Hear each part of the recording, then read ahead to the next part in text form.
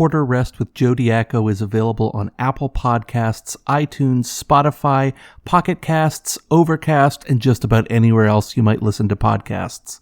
Our website is quarterrestpodcast.podbean.com.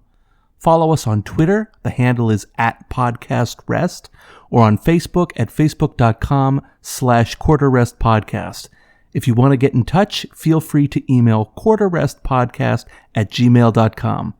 Keep it civil and I'll probably respond.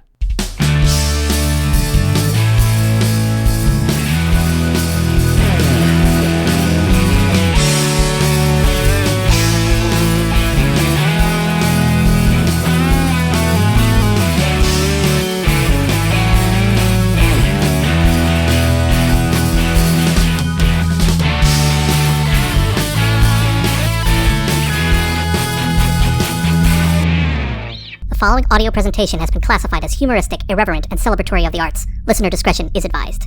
Hello, welcome to Quarter Rest. Today, joining me in the virtual studio is Harrison Hsiang. Harrison Hsiang is the singer and guitar player of Burlington, Vermont-based band Couchsleepers, which is, I think we would describe it as an indie rock kind of thing. Feels good to me. Today we're going to be discussing his music, his songwriting, and, well, frankly, whatever else we feel like discussing as the conversation flows. So Harrison, thank you for joining me. Thank you so much for having me, Joe. It's my pleasure. So Harrison, can you tell me about the origin and history of the band Couchsleepers? How did this band come to be? Oh, man. History lesson. Let's see. I guess the foundations of Couchsleepers were built back when I was still at Middlebury. You and I actually have a mutual friend. That's how we got connected, from Middlebury, Laura Heberlin of Cricket Blue. That's Middlebury College? Middlebury College, yep. And we were in a fairly mediocre band together called the Giant Peach, the bunch of us. And eventually it became clear, two things became clear. The first was that we weren't doing a very good job of things. And we're running into all sorts of problems, like problems with the name. There's apparently this, like a book, I guess, that shares a similar name. And James and the Giant Peach? That's the one. I was actually going to ask, was there a James in the band? There's no James. Okay, so it was not James and his Giant Peach band. It was the Giant Peach. Pure coincidence. Okay. Yeah. And we were sort of progressing. That was all a joke, by the way. It's a little bit dry, but I'm joking. I knew about the book. And yeah, so we were just sort of directionless and moving through life without a clear goal. Sometimes we would play Bach conventions at our concerts. We would cover all sorts of bands. Bob Dylan, Pine Grove, all over the place. We weren't sure if we were a folk band or a neoclassical jazz mashup. So a very eclectic band? An eclectic band. So we weren't really doing a good job, and we realized that we wanted to. We all really liked music and became passionate about music. And after sort of letting that stew and marinate for a while, we decided to start fresh and give it a new shot, a little bit more seriously. And that's sort of how Couchsleepers came to be. So is the lineup pretty similar? It's pretty similar. Who's playing what instrument is different, and there's been a revolving cast when it comes to Couchsleepers anyways, but it's the same group of people, just sort of organized differently. So do the members of Couchsleepers not necessarily play the same instruments at all times? Am I understanding that correctly? Yeah, we have several multi-instrumentalists in the band. Okay. Max, for example, who formerly played guitar with us, also formerly played bass with us, now plays the drums. And yeah, everybody's kind of just juggled around as the needs are suited. But I think we found everybody's relatively advantageous position now. Okay, and you are on guitar, is that right? Yeah, although that is probably not my relatively advantageous position. It's just more convenient as a front man. Sure. And you're the primary singer. Does anyone else sing? We have harmonies, but okay. There's nobody else who takes the lead for songs. Okay. Were you always singing lead? Yes. Yeah. So it's Couchsleepers is definitely my baby at the end of the day. I'm sort of the benevolent dictator of Couchsleepers. Everybody else in the project has their own artist project for which they are the benevolent dictators. Our bassist and our guitarist have a band together, whose album we're actually in the midst of producing together and recording. And Max performs under the name Houseguest. He has his own project. So yeah, we all just, and then, we all switch space, instruments and spaces, and different band, different songs, same people. So it's like a constellation of benevolent dictators who all kind of pledge fealty to one another in various forms. Yeah. A little bit of a complicated, almost medieval feudal system kind of thing going on. I suppose so. Tell me about the name. Where does the name come from?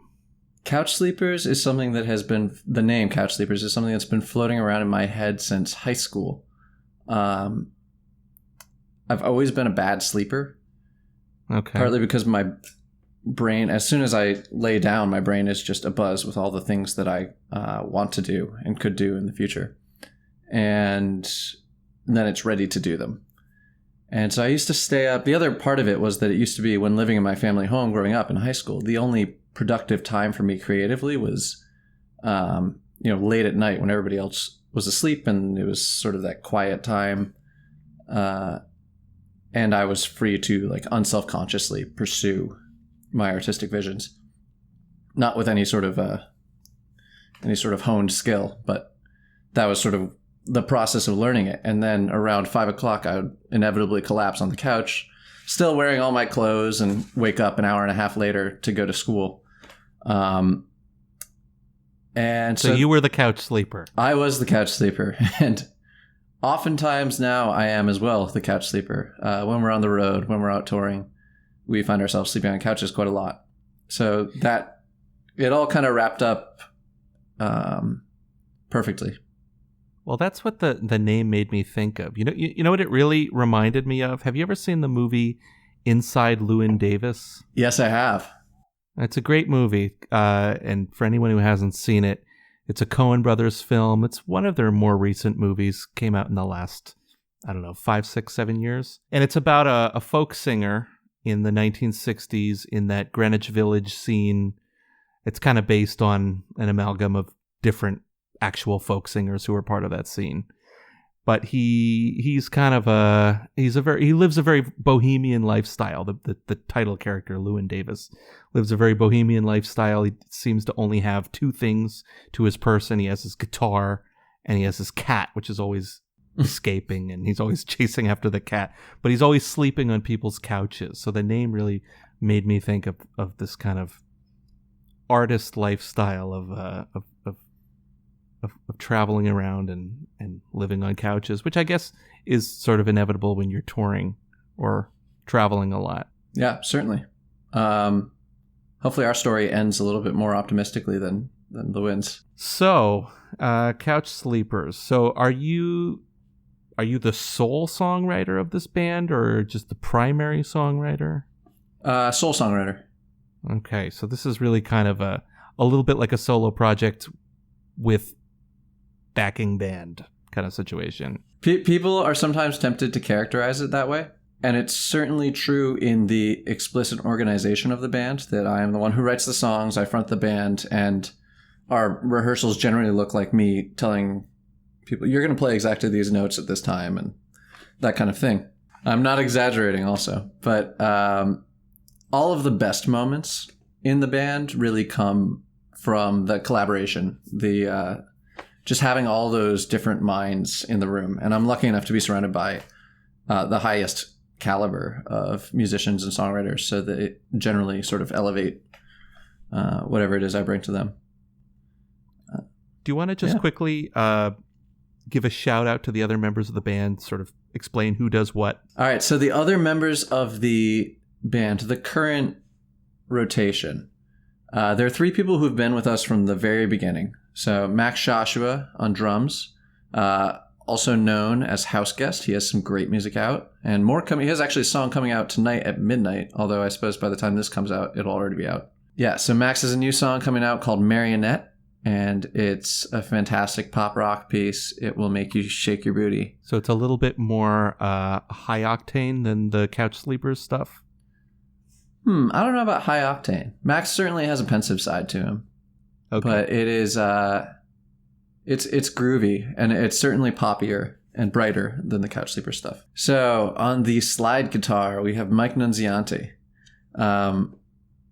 Mike is he's one of my best friends from college, as is Max. And he's probably, I have a suspicion that people will say his name in the same sentence as Derek Trucks and Blake Mills when they're talking about slide guitarists in the future. Sonny Landreth, all the greats. Mike is the most fluent slide guitarist I've ever met. He really sings. And he and our bassist, Brendan Ronan, who is himself a grizzled and folky man. He has a beard. The two of them are actually currently eating dinner in my living room right now. Okay. They have their own project, which is sort of in the middle of a name change, so I won't name it. But they're also really fantastic musicians. They're really compassionate people and inspired to use their music to promote social change and build community. Cool. And yeah, they're awesome. So keep your eyes out for them. And finally, the last consistent member of the band, who's also been with us from the very beginning, is Gloria Breck, currently out in California weathering this global pandemic. I suppose that's redundant. Weathering the pandemic with her family. But Gloria normally is down in Harlem, and she is an absolutely monstrous classical pianist and also a violinist. And we sort of push her between the two, whichever the song seems to need more. So she provides that. So she's just a multi-instrumentalist then. Yeah, and that's true for all of them. Brendan plays bass in our band, but is actually a really talented finger guitarist. Mike is an extremely talented charango player. Charango is an Andean instrument, sort of like a ukulele. And cool. Max can seemingly play everything. It would probably not be an exaggeration to say that Max is like the best at every instrument in the band. Well, that's exciting. So let's just take a moment and play. I want to play the first song from your record, and the song is called Whatever I've Got. So let's give that a listen, and when we're done with it, we're going to discuss the song a little bit.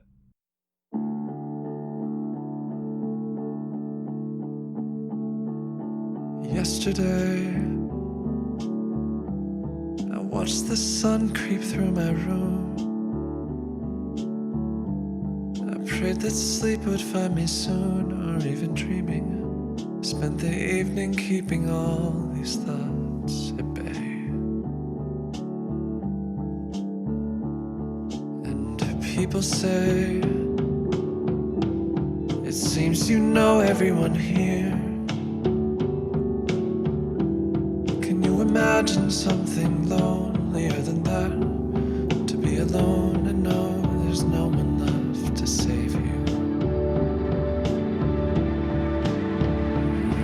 Well, anyway, I try to trust in what I hear. I clutch my fabrications near and pull them close, as if the truth could give a damn about my comfort. And I'll be fine in the end. I know I'll be fine at the end of this. I'll be fine with whatever I've got. Just give it to me now.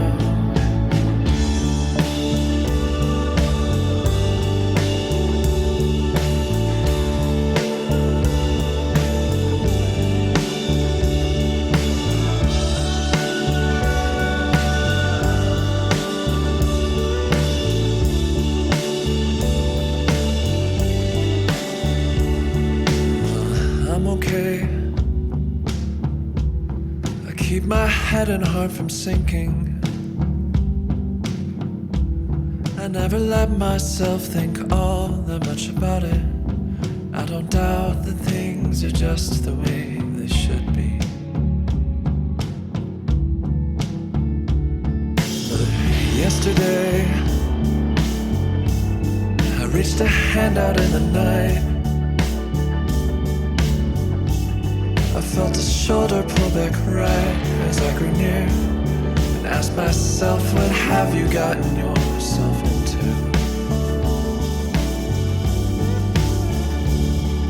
And we'll be fine in the end. I know you'll be fine at the end of this. I'll be fine with whatever I've got.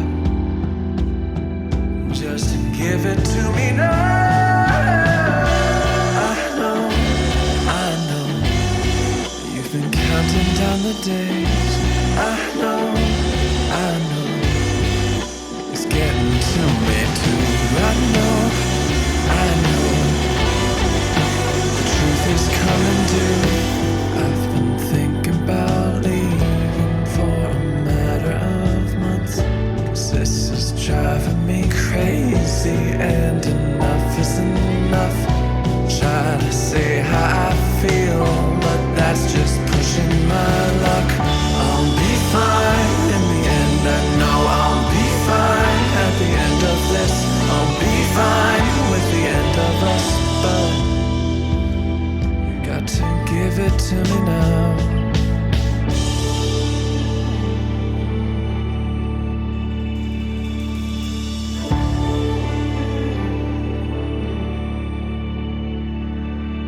So Harrison, whatever I've got, what's going on in this song? Can you tell me about the history of this tune? I'm excited to get the chance to talk about this song because it doesn't get as much attention as some of the other songs. Whatever I've got is my two houses in Fair Verona moment. It's You might have to elaborate on that. Yeah, sorry, that was maybe not a very strong allusion. A lot of Shakespeare's plays have a prelude in which he'll tell you exactly what's going to happen, and that not intentionally, but that is the role that this song ended up serving on Only When It's Dark, the record. It sort of lays out the trajectory of the relationship as it unfolds across the entirety of the record. There's a spoiler alert. There's obviously a lot of romantic content in these songs. It's a really convenient lens through which to explore differences between your expectations and what actually ends up happening, and it captures a period of my life that was very important to me in producing me as I am now. And this song was written sort of late in that process, in that part of my life, and it is it is a realization of how things are unfolding and how they're going to unfold, and that I will be okay in the end, and so will you. Would it be fair to call this a concept album in that case, or is that going too far? It's certainly on the graded spectrum of concept to collection, right? It's probably closer to the concept end, so I think that's fair. It's definitely united thematically in terms of musical themes and also in terms of lyrical themes. There you can trace a definite narrative through the album. There are songs that come from a certain portion of my life, and they capture a lot of the experiences I had during that time. The actual narrative itself is either a really dramatic tall tale retelling of my life, or completely fiction, depending on how you look at it, but it captures the emotional essence of that time. So interesting. It is, yeah. The narrative is constructed through the songs, not through my life, I guess is what I would say. Right. It's not a rock opera like Tommy.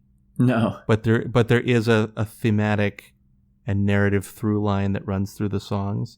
Did you put care into ordering the songs on the album such that the story unfolds, in order? Yeah, certainly. Okay. That's generally been a consistent part of my process when it comes to the bands I've been a part of. But is this something that's important to you, this idea of an album being like sort of a unified statement? Like, is this something that you appreciate in music that you listen to, that you try to bring to your own music? Yeah, certainly. I mean, Like the album is our avenue to expressing a cogent thought as songwriters. Songs are like sentences. They're little ideas. But if you want to say something complex and nuanced, you have to engage with the album as an art form. Even if today we're moving away from that, unfortunately. This is something I've been talking about with... I've talked about this now with several people that I've had on the show, is this move away from albums back towards singles. What do you think about this development? From the artist's perspective, it makes a lot of sense. Every song gets its fair dose of attention, or as fair a dose as can be provided at the time.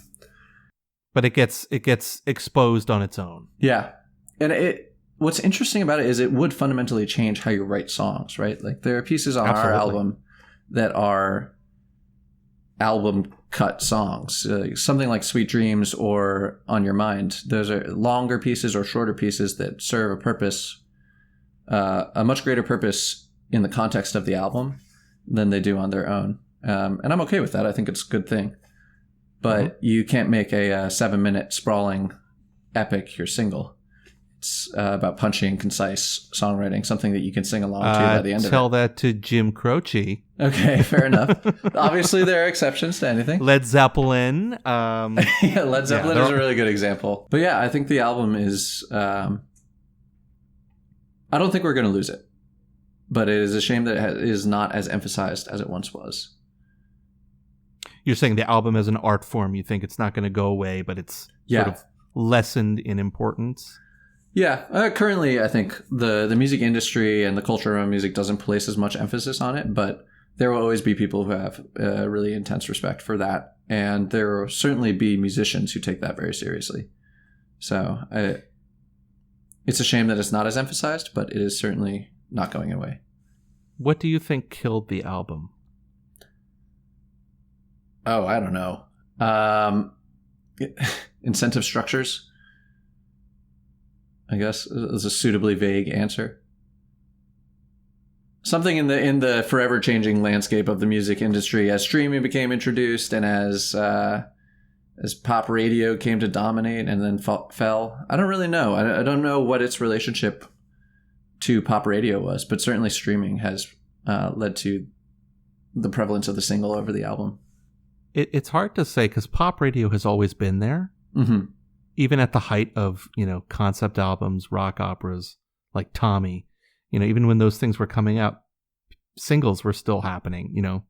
People were still releasing EPs and, A-sides and B-sides. And, short songs were still really big on the radio. So it's not like the single ever really disappeared, but it's really come kind of roaring back to life as maybe arguably the dominant way of releasing and consuming new music, especially new music. Yeah, I would agree with that.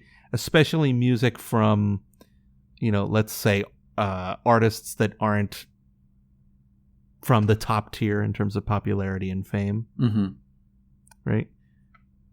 I suspect a lot of it has to do with Spotify and just kind of the way people consume music over streaming services. Yeah. So not just Spotify, but I'm picking on them because they're kind of the biggest. Yeah, I mean, they are the dominant. Yeah. Yeah, for sure. Oh, even for this podcast, I have analytics. I can tell you that's where people are listening to this stuff the most. That and Apple. Apple are pretty hegemonic as well. But it's interesting. It's definitely interesting to see singles coming back, and also people are listening to music on playlists a lot more, which are kind of like the mixtapes of yore, but so easy to put together and so easy to share, and you can share them with sort of an unlimited number of people. And to consume too. There's like almost like the wallpaper effect of Spotify playlists. Music becomes more of a backdrop than it does something you devote your focus to, which is definitely a hallmark of like moving from single to album, right? The album was like, here's my statement, listen to me. The single is like, do your house cleaning. Yeah, I mean, I grew up with albums. I mean, I grew up listening to a lot of basically music from my parents' generation, and perhaps you did as well. I think a lot of people did. Of our, basic age bracket.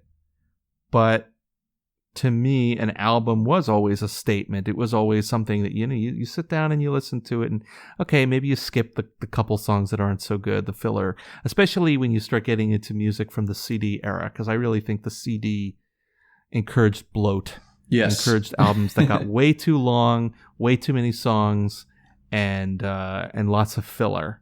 Yeah. You went from like an album has 7 or 8 songs to an album has 14 songs. Mm-hmm. And it's like not that many artists can put out 14 really good songs a year. Yeah. Or every 6 months. Or even in their entire career. Or even in their entire career. Absolutely. There are some artists I love, but I really only love like 5 or 6 songs, or maybe even fewer than that. Yeah. And can't be bothered to sit down and listen to an entire record because they're just filled with filler. It's just the way it is. But, I think I had a point there. I think I just lost my point. But yeah, I mean, it's just, I do think there's a bit of a correlation between that move towards singles and also I feel like music has become devalued to an extent. People are treating it more as background sound. And there are exceptions to that, of course. Mm-hmm. I don't know. What do you think? Jump in as you please. I mean, I certainly find myself doing it as well, right? Just me putting too. on a playlist or an album and then wandering around something to fill the space, or doing it while I'm doing work, right? Same. But yeah, I don't know. I still manage to find time for a little bit more serious listening, and I think that there are a lot of people who do that too. So there's and I don't think that's going to totally go away. Fingers crossed. Fingers crossed, of course. But music has been with us for forever, and I don't know. I hope that there will always be at least a small core of people who enjoy listening to it more seriously, more closely. I hope so selfishly, because that's kind of how I prefer to consume music. Mm-hmm. And so I prefer to listen to music that is well crafted and that actually can be listened to closely, because some music is just, the more intently you listen to it, the more you realize like, oh, there's not really much going on here. It's kind of, it's not that great. It's okay. How would you describe your music, like stylistically? We've traditionally called it a soundtrack for restless nights. A soundtrack for restless nights. That is some next level vague answer right there. I'm joking. That's actually a pretty good description, I think. But if you had to pin it to one of the A genre. Oh. A genre or a subgenre. I'm so bad at putting myself in a box. For a while there, we would tell people it was folk storytelling that tastes like indie rock. I think I saw that on your website. Yeah, that phrase is floating around. And I thought that was actually pretty nice. Yeah, it feels apt. Like it seems apt, and also it's a nice little differentiator. It's a hook. That's the idea. Exactly. I'm all about the sound bites. Well, it was a good little talking point, so I liked it. Yeah, I've called it art pop before, or art rock, something in that realm. But I'm generally pretty bad at identifying whatever genre I'm supposed to fall into. Yeah, I think art rock or indie pop probably describes it well. But if you're listening right now, you have the opportunity to make up your own mind about what type of music it is. It's true. Go do thorough research and find out for yourself. Thorough research. So on the subject of thorough research, I'd like to play another song from your record, but I'd like you to pick which song we're going to listen to. Ooh. This is interesting. We can't do whatever I've got. We've already listened to that one. It's true. And I don't know what your other picks are, so okay. What song do I want you to hear? Let's go for Half the Night. Half the Night. That was actually probably the other one I was going to pick to play. Yeah, I kind of thought that it might be. It's track 2 on the album, Half the Night. Let's give it a listen.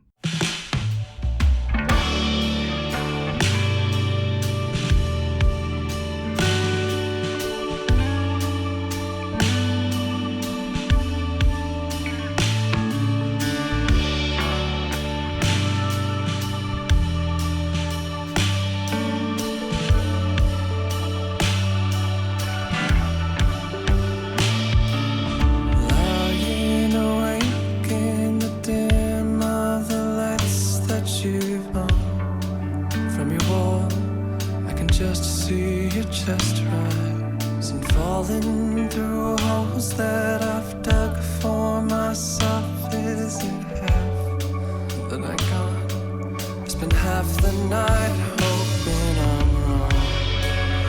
What's going on in that head of yours, darling?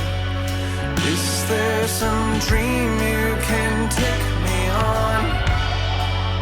What's going on in your head? If you knew what I'm thinking, you'd turn around, tell me you love me now, tell me I don't need to worry at all.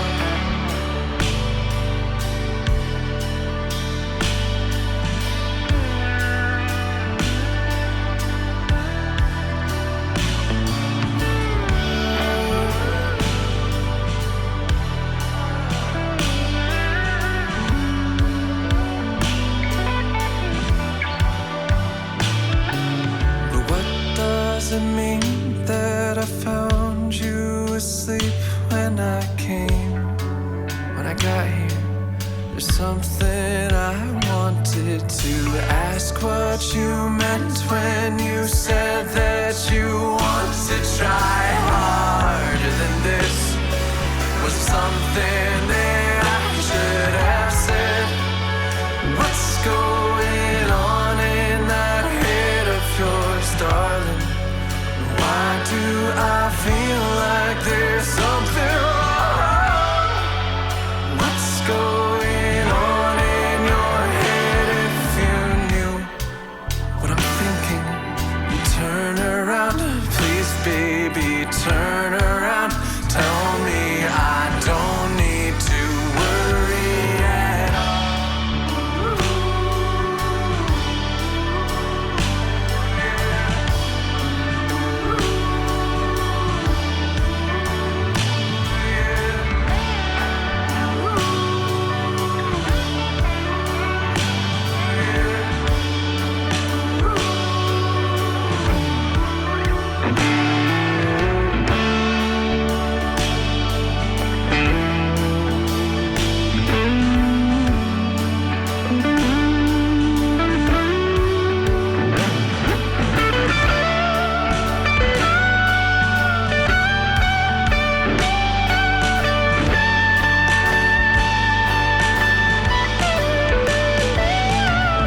Lying awake after half the night spent, now I turn to the wall. Guess I'll finally give up, but that's just when you pull me in close. You whisper you sleep worse without me, and I close my eyes.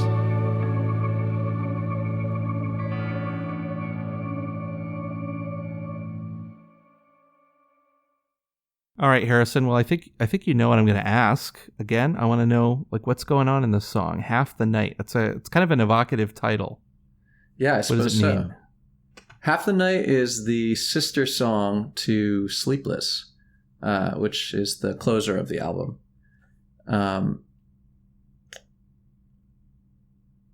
Sleepless, I wrote Sleepless first. Of all the songs on the album, I wrote Sleepless first. And the journey of Sleepless is being hung up on somebody who is no longer in your life, and then eventually sort of refusing to capitulate and just resolving to be okay with the unrequited nature of those feelings. Half the Night is sort of its dark mirror. It is an anxious sort of late night state of mind, falling through holes in your own head, while your partner sleeps soundly beside you. And throughout the song, it gets deeper and deeper and deeper, but it's rescued by just a murmured, like a little bit of sleep talking can rescue you from that state. So I wrote it trying to explore the other side of Sleepless, I guess. Yeah, it was kind of a torturous path towards an answer, but hopefully we got something out of that. I think it's a good answer. And I think if we really want to appreciate that song that we just listened to, we should listen to its sister song, Sleepless. So let's do that. Okay.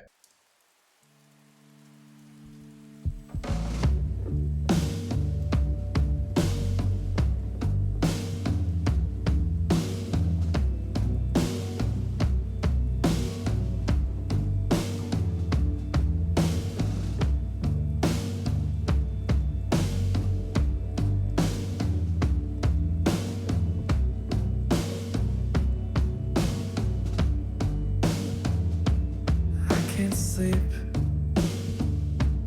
again.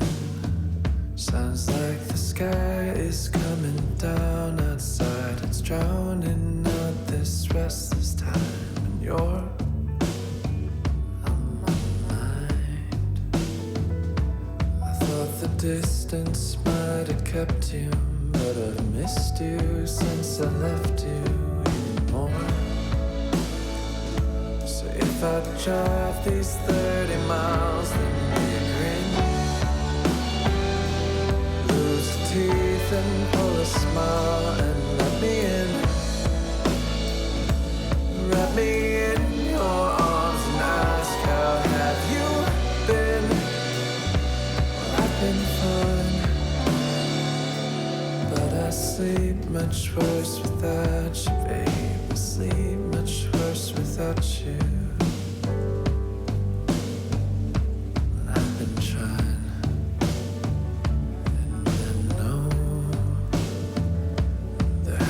Left things wasn't good at all, but here this empty should recall the times we had.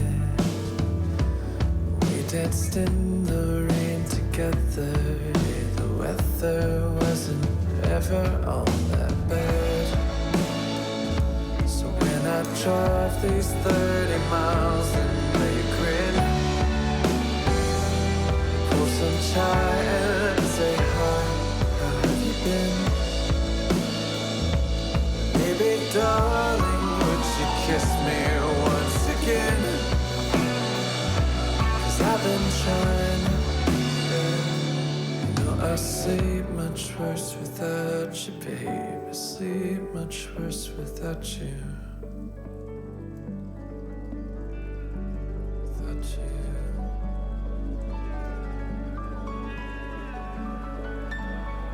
Can't sleep, so I'm dreaming, writing songs I'll never sing to you. I know the wrongs I did to you are done. So are we,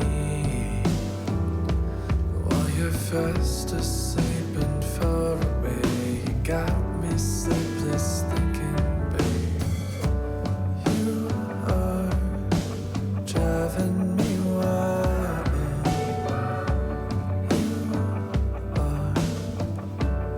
You are driving me wild.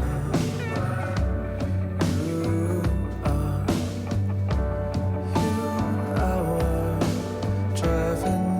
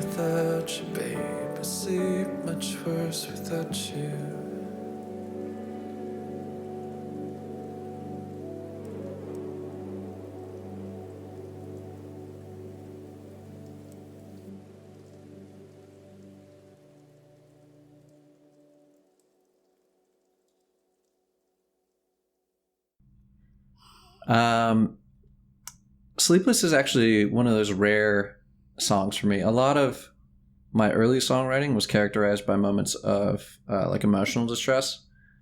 I think I felt like the muse was in the room with me most in those moments. I was most motivated to pick up a guitar and try to just sort of vomit out my feelings.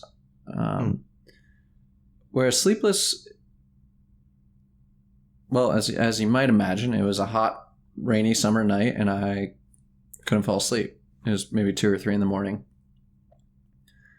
And I just sat up and I had that melody in my head. The opening line, I can't sleep again. And so I like pulled out my phone and worked on that for an hour, and then I got tired and I went to sleep. And the next morning I had half a song and I sent it to Max, the drummer, my best friend. And he was like, dude, you got to finish this song. And I was like, well, I don't know.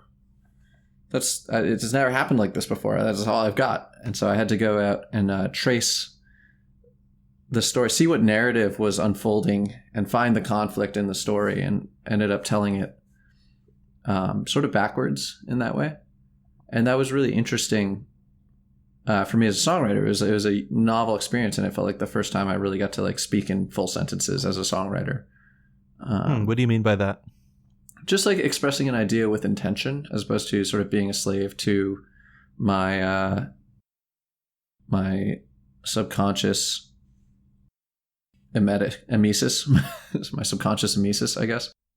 I was exerting like top-down pressure on the song. I was seeing what was there, what the nugget of inspiration I'd been given was, and then able to unfurl it and shape it towards something that I wanted to say, something I wanted to express. Whereas in the past, it's just been, here's a song. Here's what came out of you in the half hour that you were playing guitar. So the fact that you wrote it in 2 parts was significant? I suppose that was part of it. Having to sit down with something when the moment of inspiration has left you. It taught me a little bit about technical songwriting, having that as a skill and not just a form of self-therapy. But yeah, also for the first time sitting down and trying to examine what was happening in the story from a narrative point of view. What point of tension had I set up? What needed to be resolved? What needed to be explained? And identifying how the song worked. I mean, I can't sleep again seems to imply some sort of thing, and then I had to trace that back and figure out why, basically. So there was a bit of detachment. Yeah, I suppose so. Instead of just kind of sitting down in a peak of emotion and writing the song all in one go. Sounds like you had the inspiration hit, you wrote half a tune, and then you came back to it and you said, okay, how do I finish this up? Yeah. How do I make this work? Have you exercised that mode or that approach to songwriting again subsequently? Is that something you've experimented with since? Yeah, so that was something that came to play a much larger role in my songwriting from that point onward. So like Half the Night, which we just listened to however many minutes ago, was itself a direct exploration of Sleepless. It was I remember sitting there and thinking, well, I want to write a song, but I don't really, it's not coming out of me, you know? And so I thought, and at the time I'd been exposed to some friends of ours. They had a band at the time called Monroe, the band. And in chatting with the songwriter of that group, he told me about the box method, which he learned when he was at Berkeley, presumably learning all the secrets of music. And the box method. The box method? Yeah. So you take a song, like a first verse, and you sum it up with a simple phrase. Like it could be, I miss you. And then the second verse might be, I wish you were here. And the third verse is, give me back my black t-shirt, or something like that. You know, you get the idea in broad strokes, and then you go in and you write your own interpretation of that. You give it a different interpretation. And so that sort of inspired me to say, oh, well, I wrote this song, Sleepless, and now let me take it and see if I can twist it and write the opposite song, something that works the other way. Is this a songwriter technique? Is this something like people in the biz use? Apparently so. It's I think it's from a book called Writing Better Lyrics or something like that. And it's on my bookshelf somewhere. I don't know who wrote it, nor have I actually read it, but I own it. But it's there. Yeah, in case I ever need it. When you write songs, do the lyrics tend to come first? For the good ones, they come together. The lyrics and the melody come together. Sometimes there is a process of knowing what you want to say and just sort of like trying to find the right syllables. Sure. You know, just how like, to fit the idea into the meter. Yeah, like doing baby jargon until you find the right sounds and then trying to fit the right words and content over those sounds. And sometimes you need to yield to that process. I find that in general, the more that you try to like really push your will onto a song, the less good it gets in a sort of exponential fashion. Mm-hmm. But if you can be flexible and let the song guide you while also guiding it a little bit yourself, like if you can give and take with that process, then you can often end up with something that feels complete and feels intentional and is also somehow maintains the spirit and the emotional truth of whatever the little nugget that you got at the beginning was. At least that's how I understand it right now. I'm very much still, hopefully, in the middle of my journey as a songwriter. That's cool. Oh, well, we've talked about the lyrics a bit. How do you go about, and this is, again, like a songwriting approach question. How do you go about writing the music side of things? I assume a lot of your songs start out as sort of a solo guitar and voice kind of rough version, sort of rough draft, and then the arrangement comes afterward? Or do you ever have the arrangement in mind as you're writing a song? Definitely the arrangement is always occupying some part of my mind as I'm writing. Structure is so important, you know, having a framework within to work. Just I know for some bands or some ensembles or musicians, you know, the arrangement is really an integral part of the song, and like what each instrument is doing is sometimes it is the most important thing. In fact, we could list pop artists or musicians of all kinds, but even pop artists for whom the lyrics are an afterthought and the vocals are just another instrument. And, you know, they just kind of pick syllables that sound good, as you were sort of saying, baby jargon. But some musicians never take it beyond that point because they don't really care, or because they don't necessarily want to say anything through the words. They just want to communicate sound and rhythm and prosody and whatever. I assume that's not the case for you, but like at what point does the song go from being something that is very small, kind of chords and a melody and lyrics, to something for a full band? I don't know that there is ever I'm not particularly talented on any of my one instruments, or any of the instruments that I'm somewhat comfortable on. And I think that something that has arisen from that, a consequence of that, has been the fact that I tend to think in terms of the band. Given that I can't actually speak in complete sentences on my instruments, I'm forced to use the band as a way of articulating my full idea. And so it's always a factor in my songwriting from the get-go. I think a part of this is that I started on the piano, which is a very orchestral instrument. Not in that it's literally part of the orchestra, but in the piano you have access to melody, rhythm, and harmony all at the same time, and you can. Yeah, it's often described as an orchestral instrument in that you can make very, very full music with all 10 fingers. Yeah. And so, yeah, part of that, a lot of my early music education was distilling band music into piano arrangements so that I could play it, like trying to grok Green Day on my piano. And by the same token, I'm always hearing the band in my head when I'm writing. hopefully that comes through when you get to hear some of my songs tonight. Just me and the guitar. But we'll see. So you are thinking about the arrangement from early on? Yes, certainly. And do the other band members participate in the arrangement? Like, do you write bass lines for the bass player? Yes. Yeah, and I program out the drum parts, although I lack the actual coordination to ever play anything resembling drums. Yeah, and then, well, sometimes it's much more impressionistic. I don't mean to paint the picture that there's no creative leeway for the members of the band here, because really that is where all the magic happens. But yeah, there will be certain times where I say, this is exactly the chord voicing that I want. Like, this is how we need to voice the harmony. There are other times where it's, Mike, I want you to take an absolutely ripping guitar solo, like come in hot and then just get hotter. Or like, let's bring it all the way down and then we're going to build it up slowly again, that kind of thing.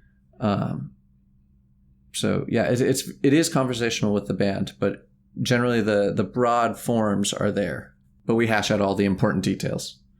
And is that a satisfying process for the band as a whole? I think so. I hope so. No one has issued a complaint. It helps that we're all the arbiters of our own projects. Right. So they all get to be concert master in their own projects. And yes, so certainly. Everyone's satisfied and happy to be doing what they're doing. Are there any tunes from this album that you'd like to play for us tonight? Yeah, I was thinking I would give In My Head a shot.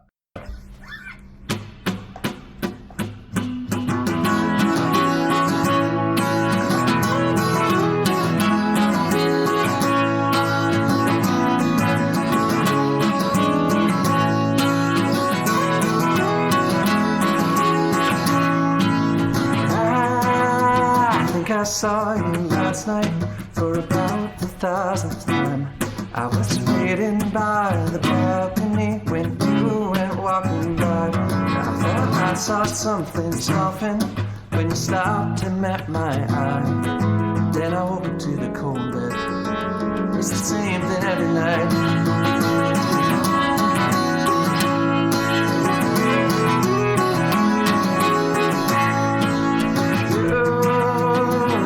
Wait for me, but sometimes I just can't sleep. I would wait till you beside me and just watch you kind of sleep. You'd be sleeping with your rings on in my old faded indeed. I just wanted to feel close, but it's all I ever need. So don't sleep. This is getting out of hand. It's been 6 months now without you.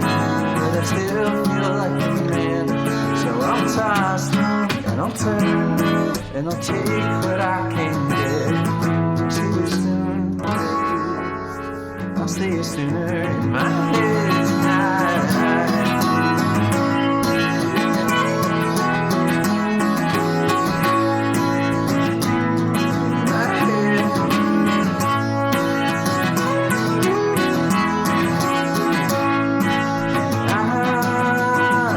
Counting forward to a future I can't hack. Sometimes I hope I'm be together, cause I'm always looking back. There's 1,000 different reasons that's fucked up, and I know that. I don't care if it's the right thing, I just always want you back. So don't you think this is getting out of hand? It's been 6 months now without you, but I still feel like a man. So I'm tossed and I'll turn and I'll take what I can get. I'll see you soon, babe. I'll see you sooner in my head tonight. In my head.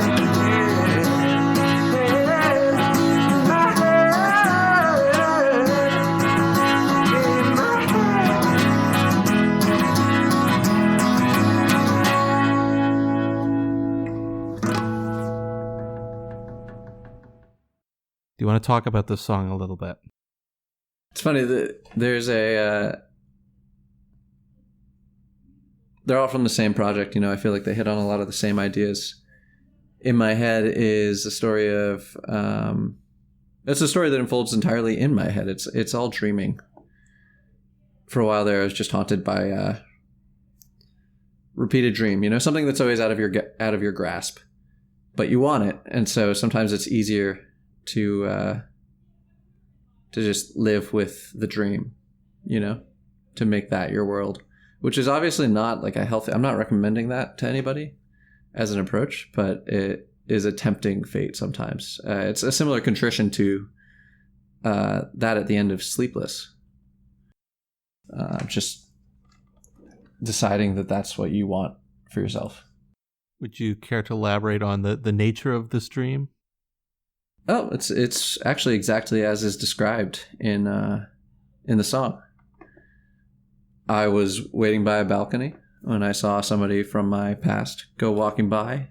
We locked eyes. For a moment, it looked as though something softened in her face, and then she passed under the balcony and she was gone. That's a nice image. Yeah. Maybe nice isn't the right word. There's something wistful about it. Yeah, it's very evocative. All right, so you're going to be playing some new material for us, aren't you? That's the plan. Something to shake your booty to.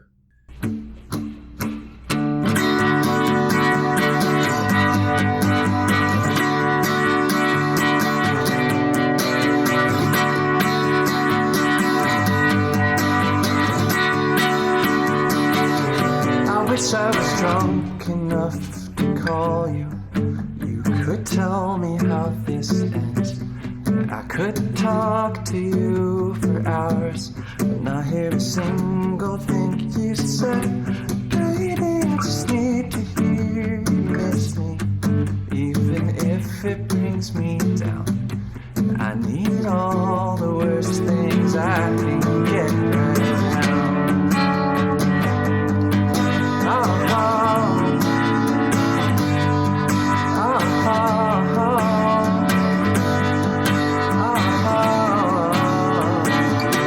I think I'll go drive around tomorrow till I find you out somewhere. You'll have found someone just like me, only taller and less scared. Baby, I just need to see your face drop when you spot me in the crowd. I need all the worst things I can get right now.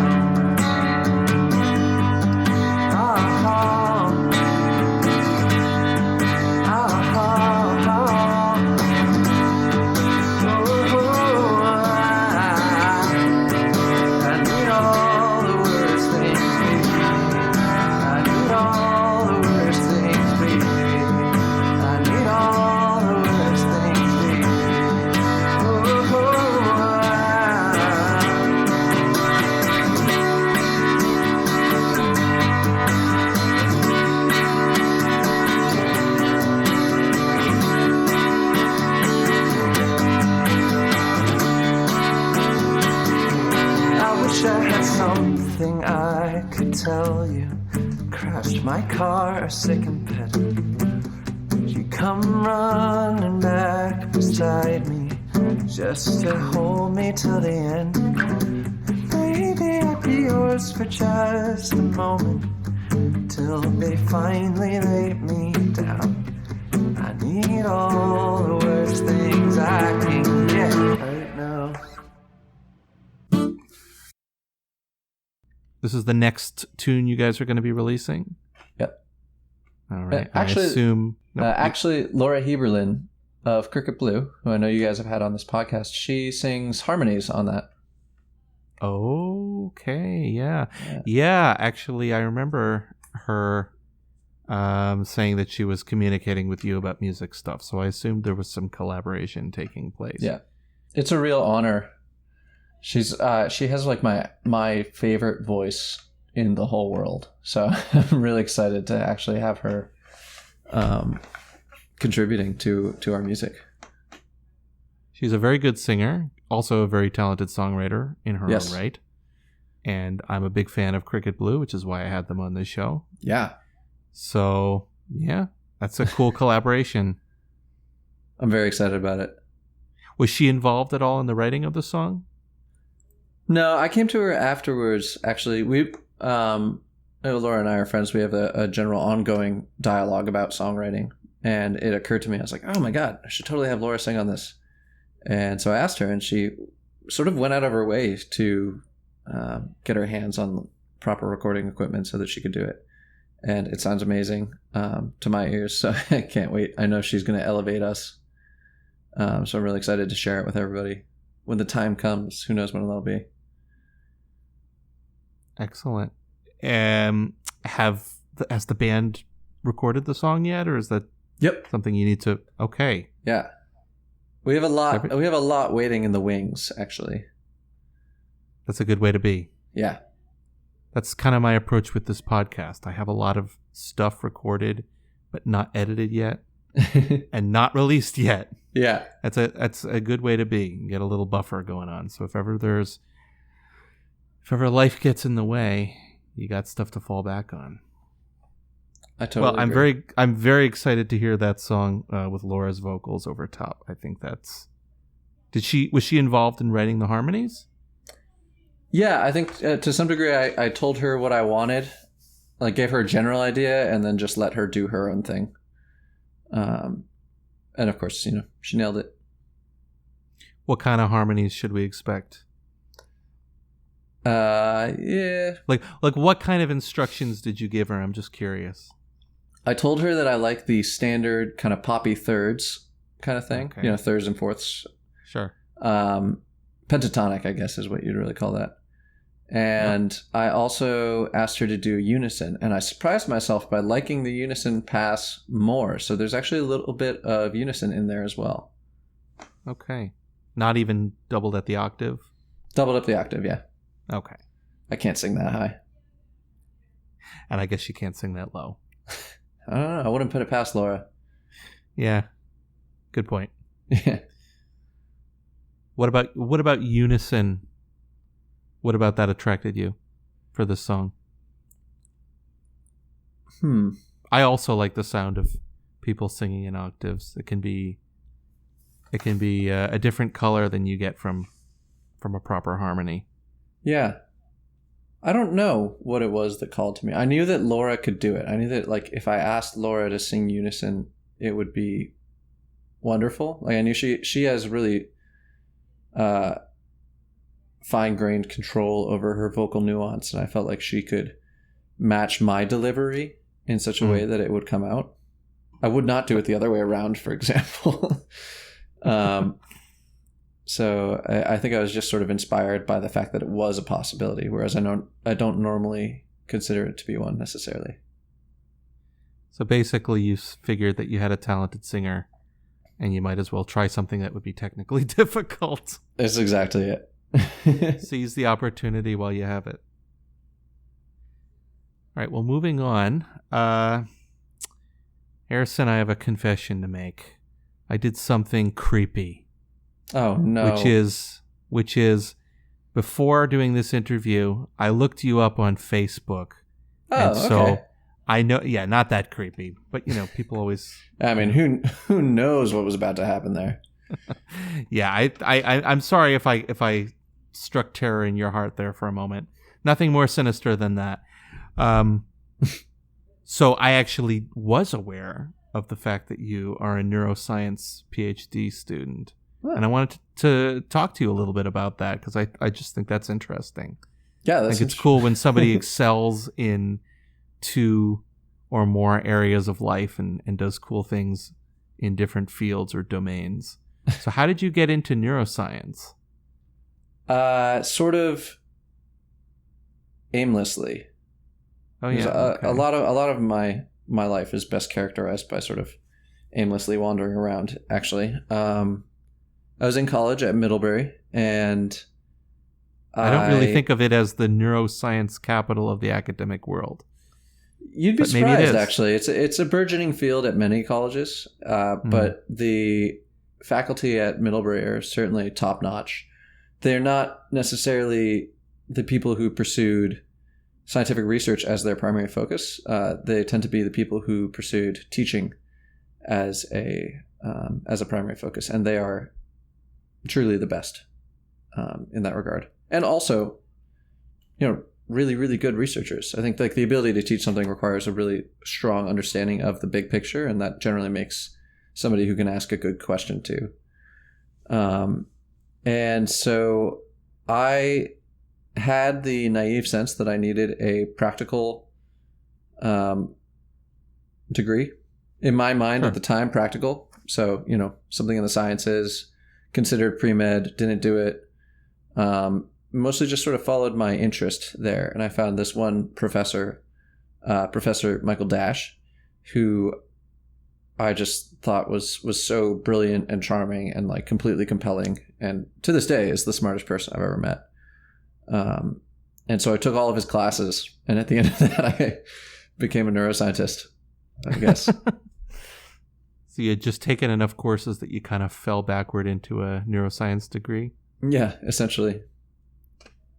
What is neuroscience? I think a lot of people listening won't necessarily know. I mean, they have a sense that it has to do with the brain. Mm-hmm. But what differentiates neuroscience from, say, psychology? Depending on where you are and depending on who you ask, you'll get very different answers. There's a lot of psychology that overlaps quite fluidly with neuroscience. In general, neuroscience has more of a focus on the biological substrates that underlie the mind. So we're very interested in the physical, the hardware, so to speak. Yeah.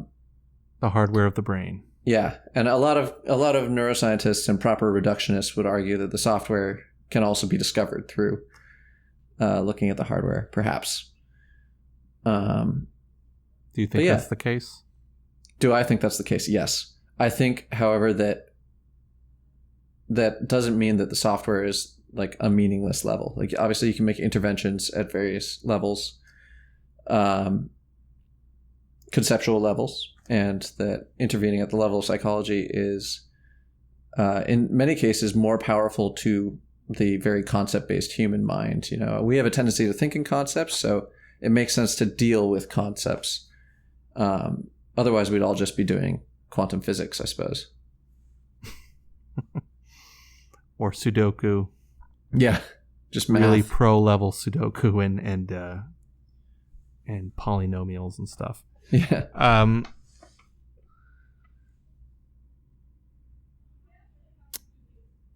Are you fascinated by the mind? Have you always been fascinated by the mind? I would say yes. I'm more and more fascinated by how we think and like the processes that guide human thinking, which is actually a little bit more psychological, but I suppose this is less of an academic interest and more of an interest in my downtime. What leads us to have beliefs, to hold certain beliefs over others, and like how do we form beliefs? That's a really interesting question to me, and one that I think has like particular relevance to discussions that we're having on a national level, policy, like all sorts of things, and also how we conduct ourselves in our everyday lives. Absolutely. So I think belief is extremely important, and certainly has political and personal ramifications. Yeah. So you're a PhD student. Do you have a thesis in the works? Are you at that point in your academic journey? Things have been slowed down a bit by the pandemic, but I am in the process of writing my proposal and gathering data that will serve as the preliminary findings to propel me towards a successful proposal, hopefully. So it's coming together. Would you care to share a little bit of what you're focusing on? I'm going to hold my cards close to my chest on this one. No problem. I'm sure it's... it's an evolving project, so we'll see. I don't want to possibly implicate myself in something that I'll later swerve on. Is there a sort of area or sub-focus, though, that you have dedicated yourself to or that you're particularly drawn to? I feel like I've kind of already asked that, but Yeah. Well, in the past, when I was at Middlebury, I was a sleep scientist. I studied the function of sleep. Why do we need to sleep? And as you know, and as anybody who's listened to my record knows, sleep is pretty salient in my personal life as well. I'm not very good at getting it, and it's sort of a preoccupation of mine as a songwriter. And it was also even in the name of your band. Yes. And it is also a preoccupation of mine as a neuroscientist. But since I've come to UVM, I ended up in a different lab. I now study bladder physiology. So urination. I spend my day mostly getting peed on or watching animals pee. It's not sexy. It's not like studying cancer, you know. As a father, I spend my day pretty similarly, actually. That's true. And you probably don't even get paid. No. Nobody pays me. Yeah. I get paid in love. Yeah. That is a much higher form of payment, I would argue. But yeah, so I was lucky to end up in a lab with a really, really fantastic mentor. And that was what drew me to this lab. I knew that I was getting a top-notch scientific education with Margaret Vizard, my boss, essentially, I guess, my advisor. Excellent.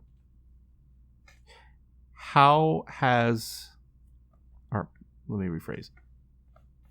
Has your study of neuroscience impacted your songwriting at all? Or do you just or do you like to keep these parts of yourself separated?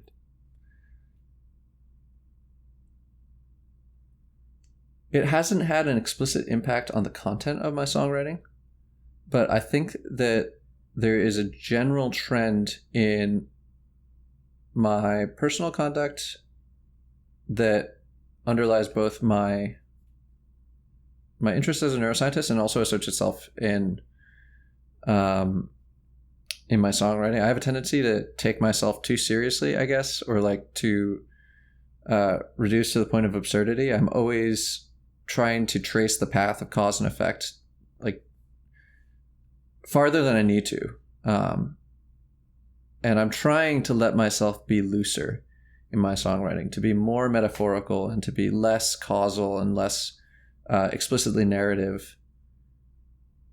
It's an ongoing journey. It's not one that I necessarily want to give myself into fully, because I think that narrative is really important and sort of underemphasized in music today in a lot of cases, but it is a realm of my a place where I can certainly stand to grow as a songwriter.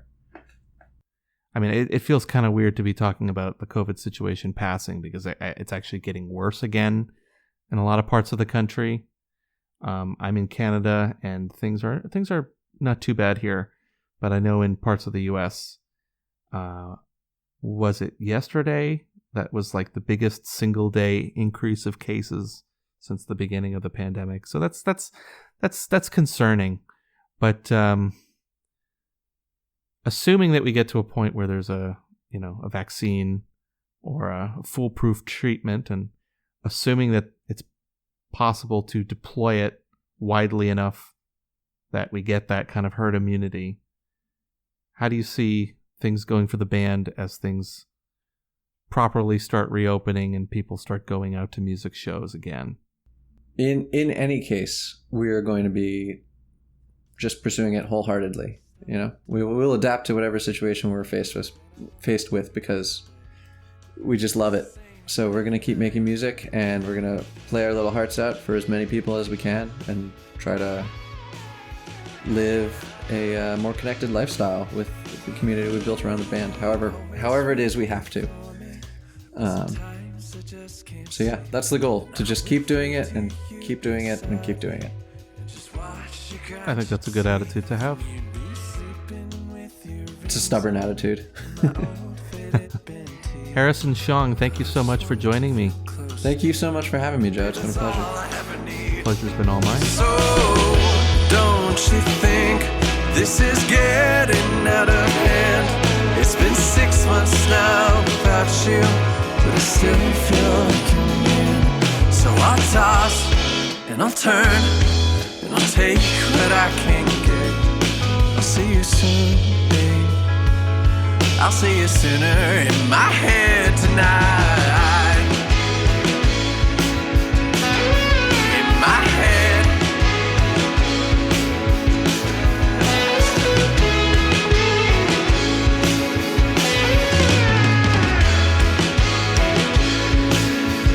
I'm always counting forward to a future I can't hack. Sometimes I hope we'll be together, 'cause I'm always looking back. And there's 1,000 different reasons, and that's fucked up, and I know that.